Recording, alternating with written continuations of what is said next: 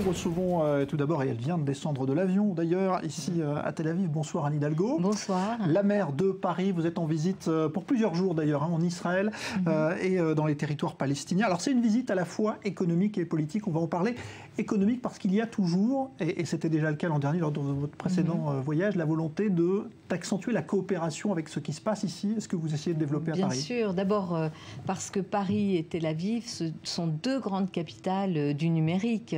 Nous avons toutes les deux des start-up qui se développent. Il y a un pont évident. D'abord, nos deux villes coopèrent depuis longtemps. Donc, je suis aussi venue rencontrer le maire de Tel Aviv, que je connais très bien. Je veux vous dire que je suis vraiment heureuse d'être en Israël parce que j'aime beaucoup ce pays. Et pour moi, ces déplacements, c'est mon premier en tant que maire, mais c'est vrai que je viens presque tous les ans ou tous les 2 ans. Et donc, j'ai cette belle habitude et la coopération. Donc, sur le terrain économique avec les startups. Et puis, bien sûr, une visite que j'ai voulu faire. J'avais fait cette promesse. Si j'étais maire, je viendrais avec une délégation du Conseil de Paris. Je viens avec l'ensemble des groupes politiques du Conseil de Paris. Ce qui s'est passé au mois de janvier à Paris, les attentats qui ont visé la communauté juive, nous a amené à prendre des mesures sur la sécurité, sur beaucoup de sujets, sur la lutte contre l'antisémitisme. Et donc venir avec cette délégation et travailler aussi sur ces sujets, puisque je participerai à la conférence globale contre l'antisémitisme. J'interviendrai aux côtés du Premier ministre israélien. Donc tout cela fait partie aussi d'un engagement qui avait été le mien et de ces liens qui doivent être forts au-delà de la maire que je suis avec l'ensemble des élus et de la représentation du Conseil de Paris. Alors justement, vous parlez de cette conférence sur l'antisémitisme, vous prononcerez un discours, vous l'avez dit, avec Netanyahou mardi. Il y a une inquiétude, en tout cas des autorités israéliennes. Elle avait été manifestée de manière que certains ont jugée excessive par Netanyahou au mois de janvier, juste après les attentats. Est-ce que vous trouvez qu'aujourd'hui, la communauté juive française, et à Paris notamment, peut être rassurée alors que se déroulent encore, et il y en a régulièrement, des actes antisémites? Est-ce qu'un effort, selon vous, conséquent a été fait? Oui, d'abord, je crois que toutes les autorités de l'État, la ville, le président de la République, le Premier ministre, moi-même au niveau de la ville de Paris, nous avons réagi. La sécurité est là. Il y a eu une prise de conscience extrêmement importante de la nécessité d'assurer la sécurité de la population, des lieux, des écoles, des synagogues, qui sont des lieux qui pouvaient être des cibles. Et puis, il y a un engagement aussi de cette communauté juive. Moi, je le dis vraiment, Paris est une ville qui est façonnée par cette histoire avec cette communauté juive. D'abord, elle est très ancienne à Paris, elle est chez elle. Elle est chez elle depuis très longtemps. Et puis, Paris porte aussi les stigmates de l'histoire avec la déportation des Juifs. Et donc, il y a une âme juive qui imprègne notre ville avec la culture, avec la mémoire, l'histoire, et qui participe à ce vivre ensemble qui dépasse les communautés, les origines et l'appartenance religieuse ou pas. Donc oui, la communauté juive doit rester et bien sûr se sentir chez elle et rassurée. Nous sommes tous encore sous la menace d'attentats et le plan Vigipirate a été maintenu. La présence des militaires, ce qui est quand même une première, est toujours réelle et j'ai demandé, ce que d'ailleurs le président de la République l'a souhaité également, que les militaires puissent continuer à protéger tous les lieux. Il n'y a pas d'allègement du tout en vue. Au contraire, on a besoin, et d'ailleurs les dernières décisions qui ont été prises sur les crédits du ministère de la Défense accompagnent cette volonté d'avoir une présence sur place.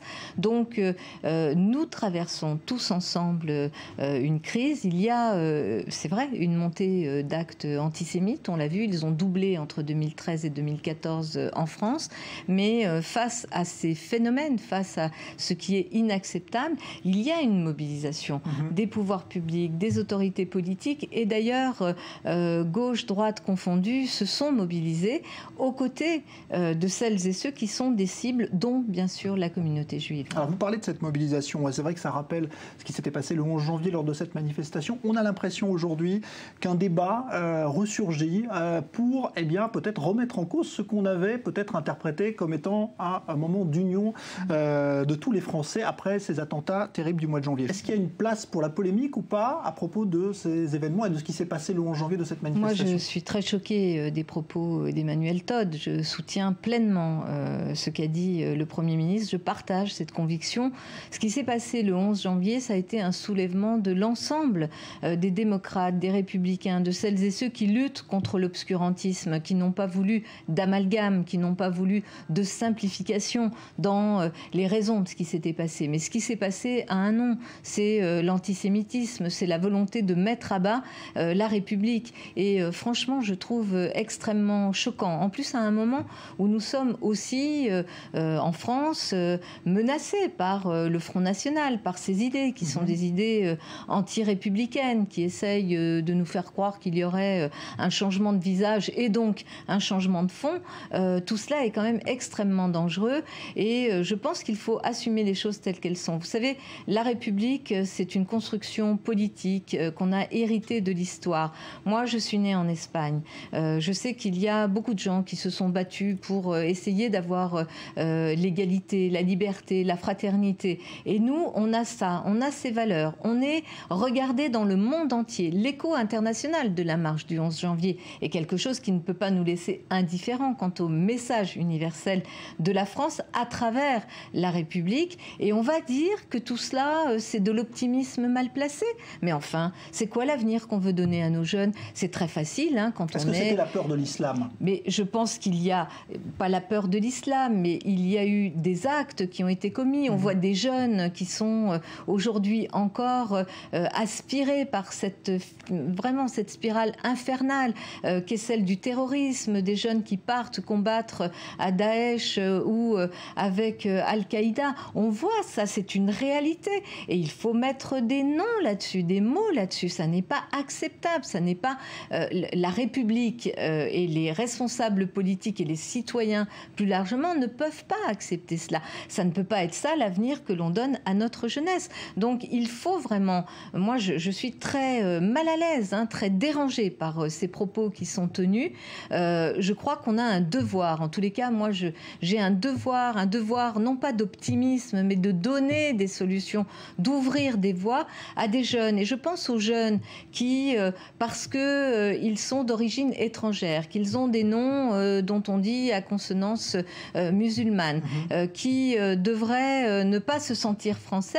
Le chemin que propose la République, c'est celui de l'intégration et de l'égalité républicaine. Moi, je trouve que dans le discours d'un certain nombre d'intellectuels comme Emmanuel Todd, il y a quelque chose de très dangereux. Et quand en plus il fait référence à Pétain, mais où on est? Où on est? Alors, deux petites questions politiques avant de vous libérer, puisque vous avez un agenda très chargé pour votre visite ici. D'abord, les régionales en Ile-de-France, il y a aujourd'hui une sorte de polémique interne au sein du PS à propos de la candidature déclarée de Claude Barthelone. C'est fini, je crois que là, ça y est, tout le monde Pas pour Julien Drey, il l'a dit aujourd'hui. Oui, mais bon, voilà, vous savez, moi je me réjouis que Claude Barthelone, c'est courageux de sa part de dire... il doit démissionner ou pas? Mais non, voilà. Et d'ailleurs, Chantal Joanneau l'a très bien dit, et qu'on ne vienne pas se raconter d'histoire. Chantal Joanneau, en 2010, était candidate au régional avec Valérie Pécresse. Elles étaient toutes les deux ministres. Et il y avait aussi Mme Ramayad et Mme Kosciusko-Morizet qui étaient candidates au régional. Elles étaient toutes ministres et il n'y en a aucune qui s'était mise à démissionner. Donc on laisse de côté ce sujet-là et on propose des projets et avec leurs différences. Et moi, je suis très heureuse qu'autour de Claude Barthelone, il y ait aujourd'hui un rassemblement. Hollande ou Valls 2017 qui sera Oh, mais il n'y a pas de question de cette nature. Ah, si, François Hollande est le président de la République. Il est légitime, bien évidemment, à se présenter pour 2017. Mais cette question, elle n'est pas posée aujourd'hui. Mais en tous les cas, moi, elle se pose dans les sondages. Écoutez, elle se pose peut-être dans les sondages, mais il se trouve que Emmanuel Valls est très clair là-dessus. Il est Premier ministre, François Hollande est président.